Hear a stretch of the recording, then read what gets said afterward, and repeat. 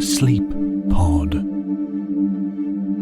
I'm James, and every episode I make up a story. A boring story. A long, boring, meandering, and slightly silly story. Hopefully, it's long, boring, and meandering enough to put you in the mood for some sleep. I'm sorry there was no episode last week, but I'm here now. The wolves who were meant to deliver the word of inspiration got sidetracked. They got distracted. It wasn't a great situation. But eventually, a week later, they arrived. So here I am, talking to you with this week's story. The word that the wolves delivered is a simple word, a short word, similar to how all of the words of inspiration are. And that word is coast. So without any further ado, let's get started with this episode's story. Coast.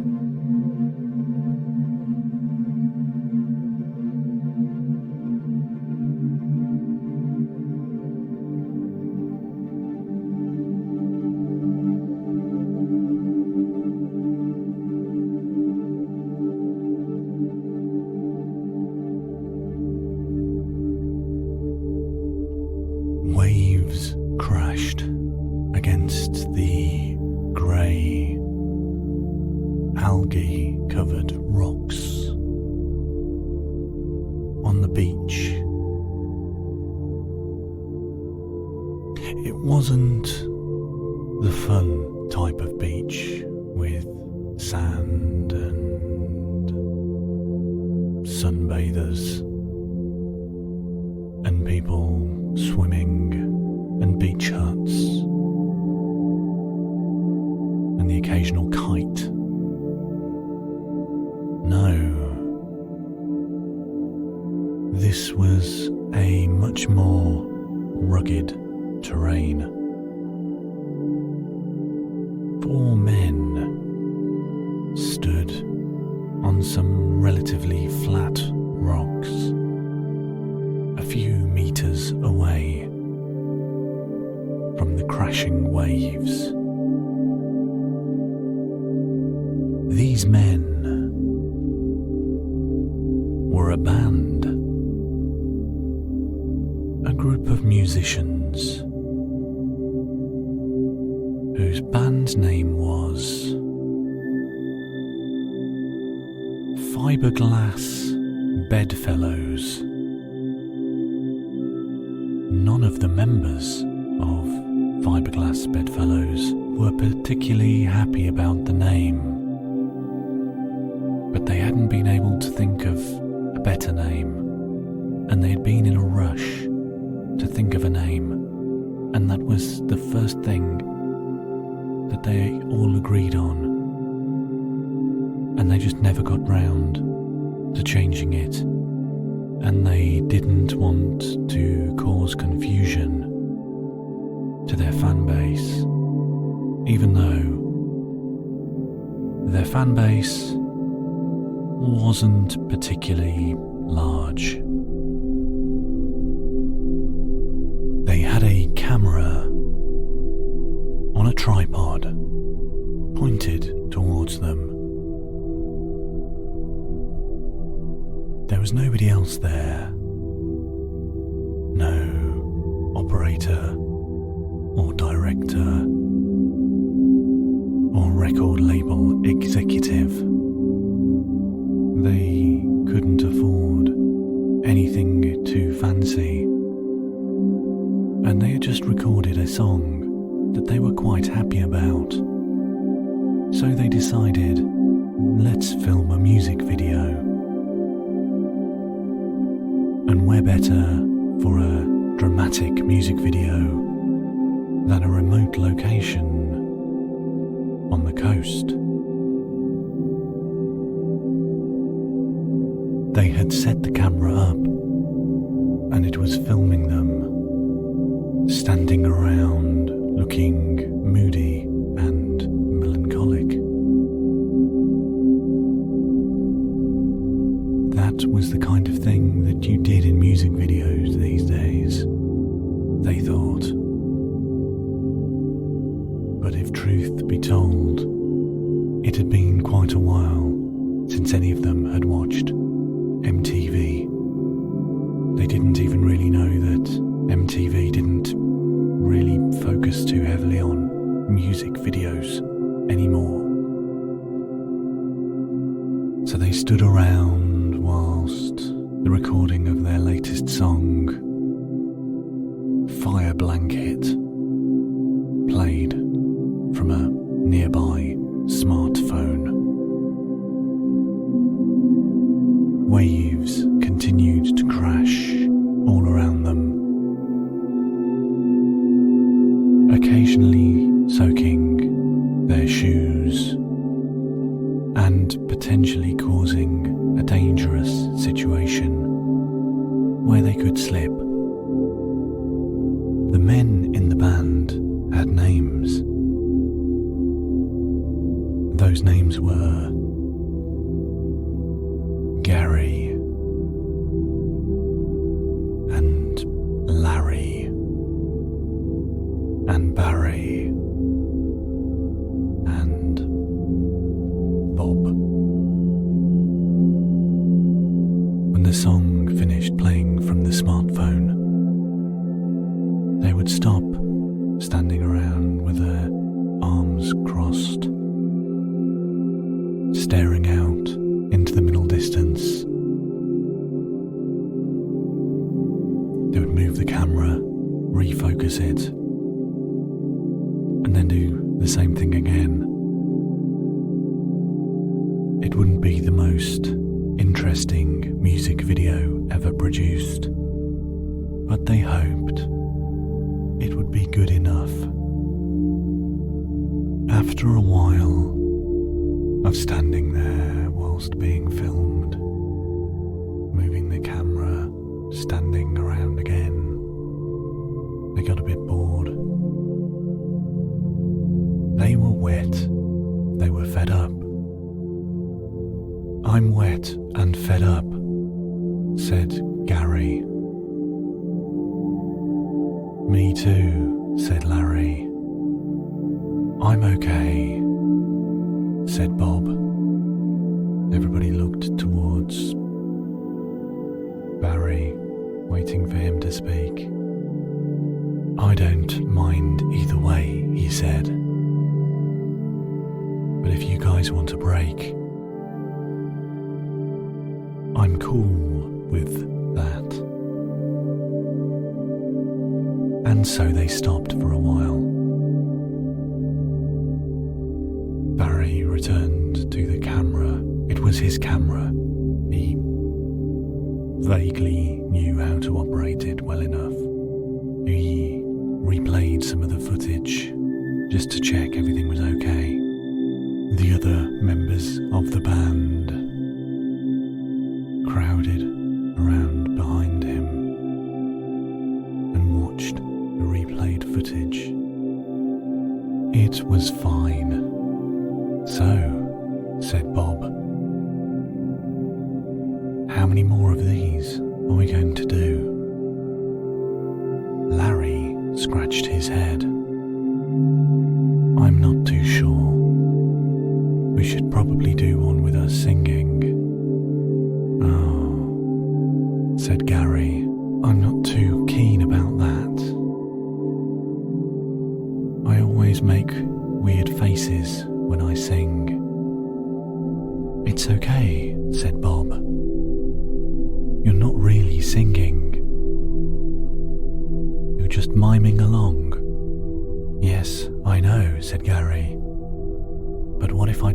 face. It's not a great face. I look a bit ill. Oh, it'll be fine, they all said. Well, okay. We can edit any bits out where I'm doing the face though, right? They all turned to Barry. He shrugged.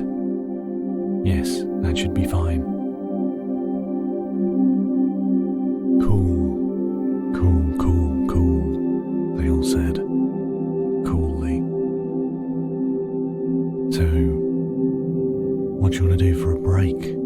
Just sit around on some cold, slightly damp rocks? I've got some sandwiches, said Bob. Nobody was that interested in Bob's sandwiches. If there were awards for sandwich making, Bob probably wouldn't win any, although he may get points for originality. What sandwiches do you have? Said Larry. Bob walked over to his backpack that was resting on a rock. He opened it and retrieved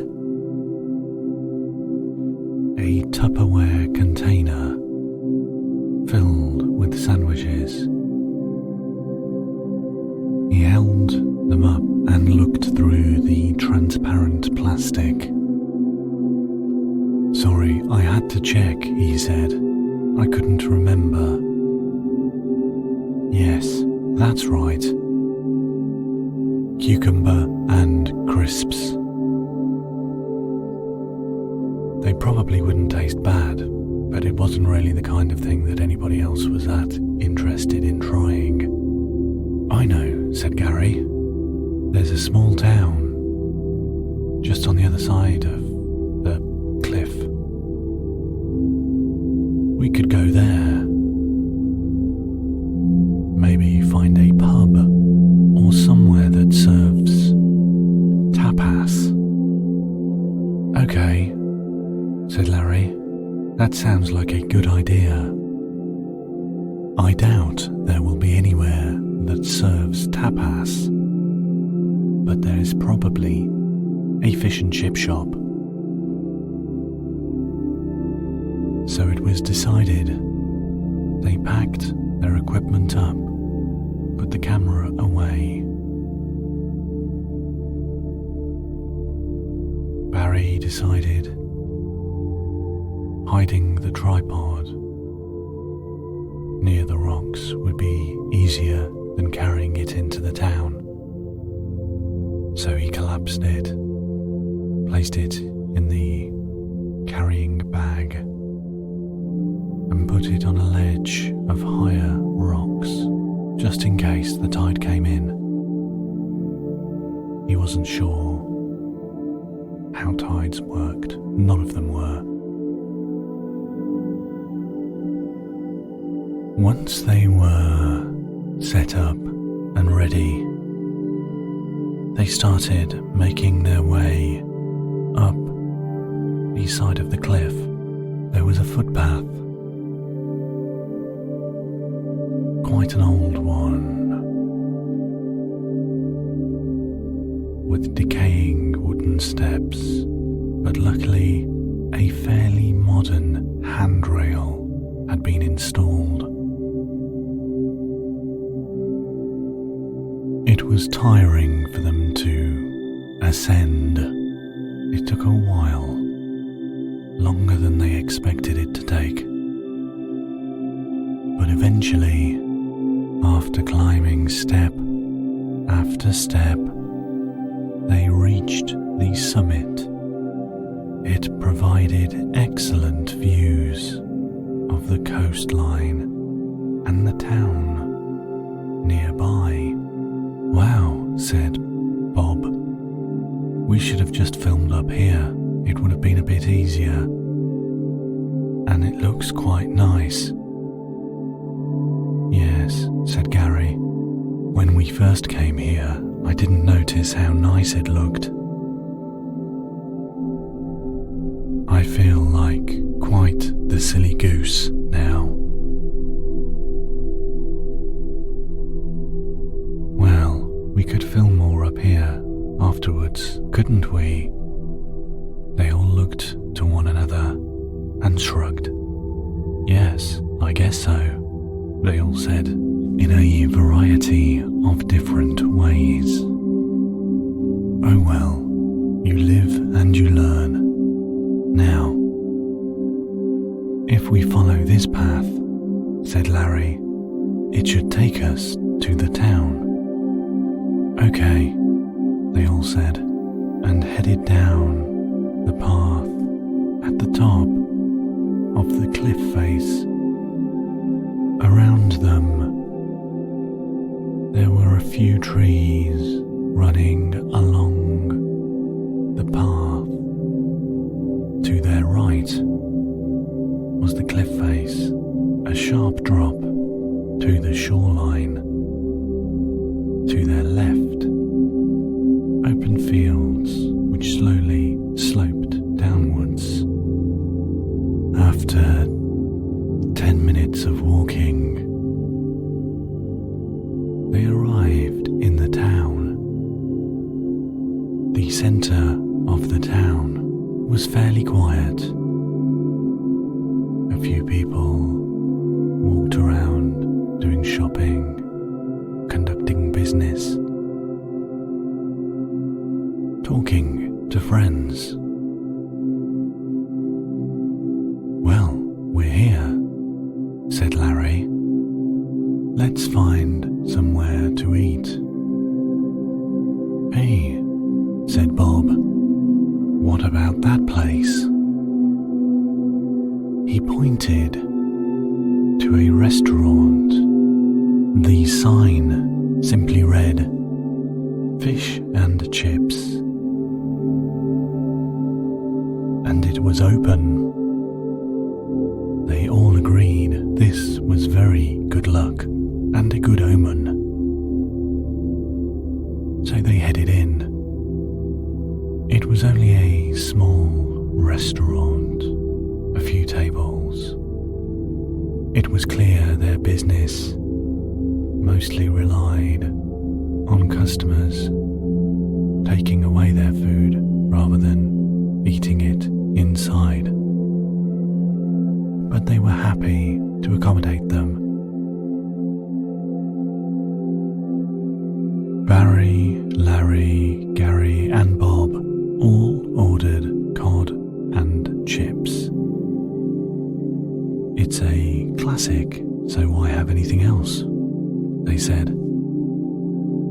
They sat at a table and waited for the food. There was one other customer, a woman with long, flowing red hair and a brightly coloured shawl. She had watched them enter. After a while, Barry, Larry, Gary and Bob realised they were being looked at, turned to her and gave her a polite wave. She saw this as an invitation to come over, and so she did. "Hello, chaps," she said. "Are you a band?" They looked at each other, confused. "Yes," said Larry. "How did you know?" I've seen bands. I've seen a lot of bands in my time. I know what they look like.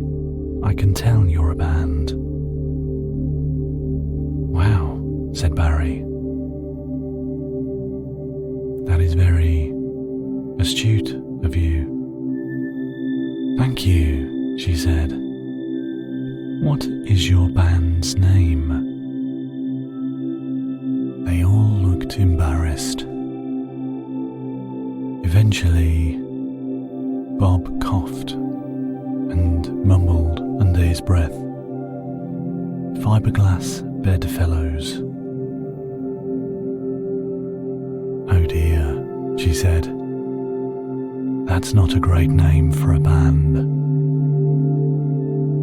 No, we know, said Gary and Larry. But that's what we're called now. You could change it, she said. No, it's too late, said Bob. Hopefully our fans will find it charming when we get more fans. Maybe, she said. Well, she said, if you're going to have a name like that, you better be quite good to make up for it. Yes, we're okay, they said.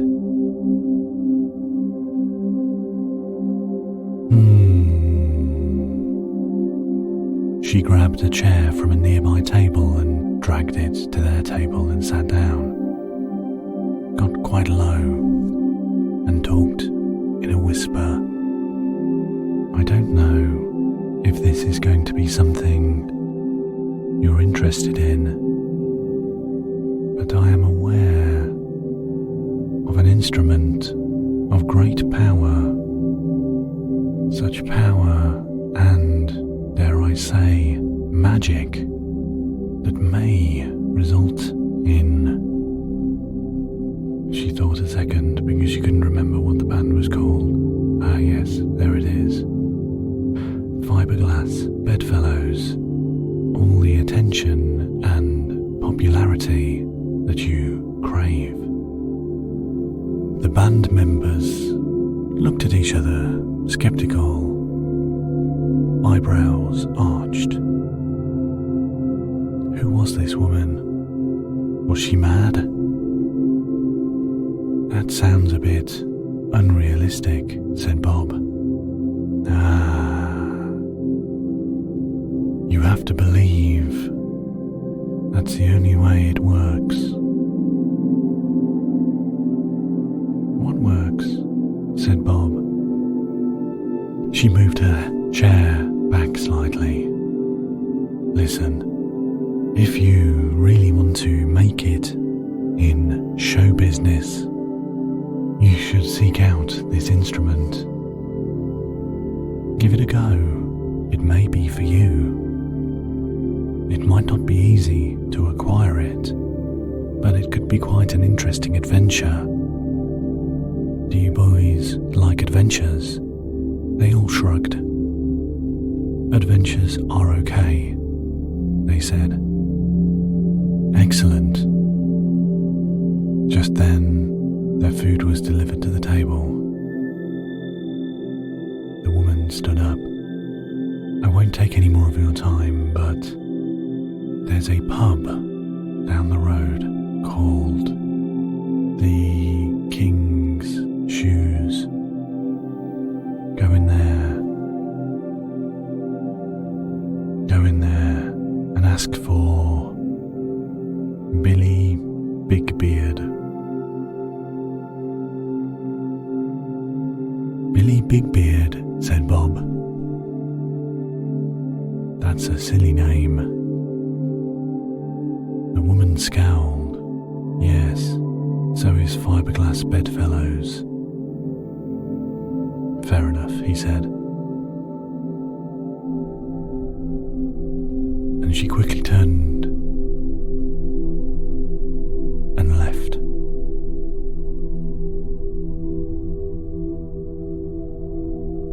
They ate their fish and chips in silence, thinking about this woman and what she had said.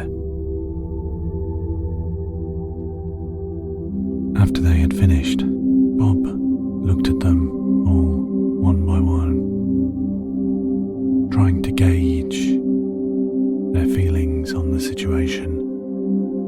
Well, what would be the harm of seeing what Billy Bigbeard has to say? If there is such a person. He has a silly name, but we shouldn't judge him on that. I doubt that's his christened name, said Gary. Yes, you're probably right, said Bob. Shall we go and find him? They all shrugged. Yes, okay. They paid for their food and left. Walking down the high street. Look, there's the king's shoes, said Gary. Shall we go in? Okay, said Bob. Yes, said Larry. Sure, said Barry. Okay then. They walked up to the entrance to the pub. An old building in white bricks, with a slowly fading sign. It was clearly not a popular pub, but it had stood there for quite a number of years, and that was clear. They pushed the front door open and headed inside, into a dimly lit but mostly clean bar area. A man with a beard stood behind the bar, drying glasses with a white towel. He nodded to them as they entered. Hello, lads, he said. What will it be? None of them wanted to talk. This was a silly idea, they all thought. After an awkward pause, Gary stepped forward. We are looking for Billy Bigbeard. Is that you? The man behind the bar smiled. No, my beard is nowhere near big enough to go by that name. The man you are looking for is over yonder, he said, and pointed to a dark corner of the bar area. The bandmate stepped back and slowly walked in the general direction indicated by the barman. In the corner was a man. Yes, they all thought, this man definitely looks more like a Billy Bigbeard than the barman. The barman did have a beard, but compared to the beard of Billy Bigbeard, it was not a big beard at all. Billy Bigbeard had a very big beard indeed. Not only was it long, but also wide and very, very thick. Strangely enough, this was not the most striking thing about Billy Bigbeard. He also had an eye patch, a large hat that was clearly stereotypical of a pirate, and on his shoulder sat an animal. At first they thought it was a parrot, but as they got closer they realised that's not a parrot at all. That is a squirrel with fake wings attached to it. Billy Bigbeard looked up at the approaching band and squinted at them with his un-eye-patched eye.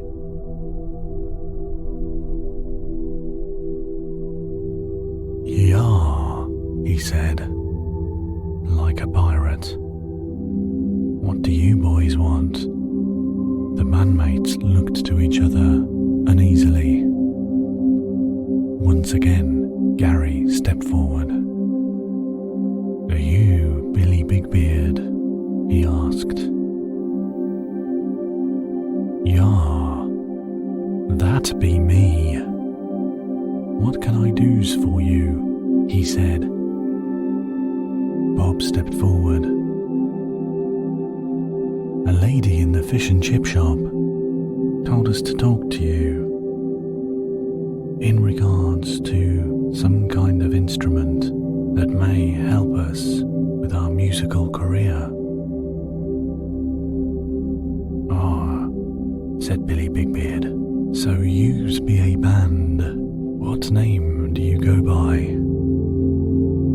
"Fiberglass Bedfellows," they all mumbled. Billy Bigbeard sighed.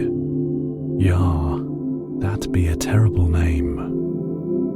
You sure need the help of this item. Take a seat," he said. Hesitantly, they all pulled out a stool and sat at his table. "Yah, it be true. I do have in me possession a magical instrument that is charmed with helping any musicians achieve a high level of fame and stardom." "Okay," said Gary. "How much do you want for it?" "Oh," said Billy Bigbeard, "it be not for sale. An item like this cannot be exchanged for money, goods, or services." "Oh," the band said. "Yeah, but you can have it off me if you answer my riddle." The band looked at each other. "Okay," they said. "What kind of riddle?" Billy Bigbeard sat back in his chair and scratched his beard. "Yeah, I not be too sure. I haven't really thought about this. How easy is it to make up a riddle?" Nobody in the band knew. "Yeah, well, I'll give it a go anyway. Me heart is."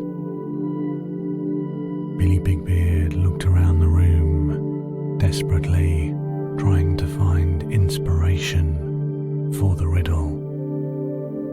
Meanwhile, the band sat there awkwardly.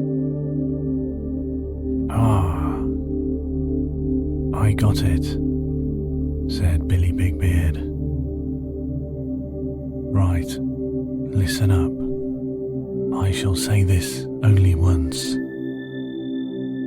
The band leaned forward, eagerly awaiting the words from Billy Bigbeard. "Yeah, this be the riddle. I've got legs but no skin. What am I?" The band looked at each other. Larry coughed. Is this really a riddle?" "Yeah, I think it is," said Billy Bigbeard. "A table," said Bob. "A table has legs, but no skin." "Yeah, that be true," said Billy Bigbeard. "Congratulations, my hearties. Here is the instrument."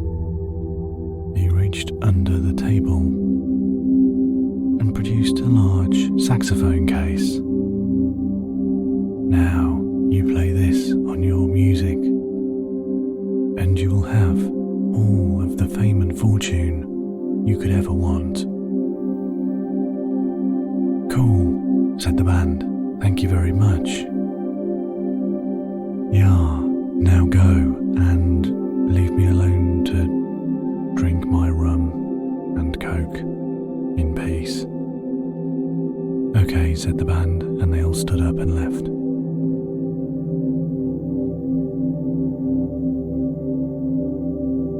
The walk back to the coast was quiet.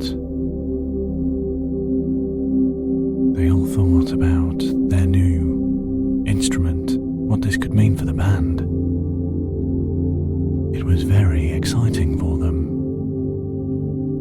They walked up the hill, up to the top of the cliff, found the footpath that led all the way back down to the shore. They slowly walked and descended step by step until they reached the bottom. They just stood there for a moment thinking. This whole situation opened up a lot of new possibilities for them. For the first time in a long time, they all felt really excited about what the future had in store for the fiberglass bedfellows. Eventually, Gary said something.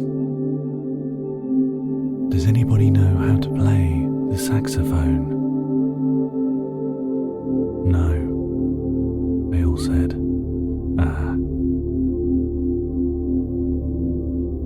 Plus, I don't think saxophones really match with our specific genre of choice. Yes, they all agreed. What would you call our specific genre of choice? Said Gary. They didn't know, but saxophones definitely wouldn't fit in with it. Oh well. We should still give it a go and see what happens. Yes, they all agreed. But first, let's finish filming this music video. And so they did.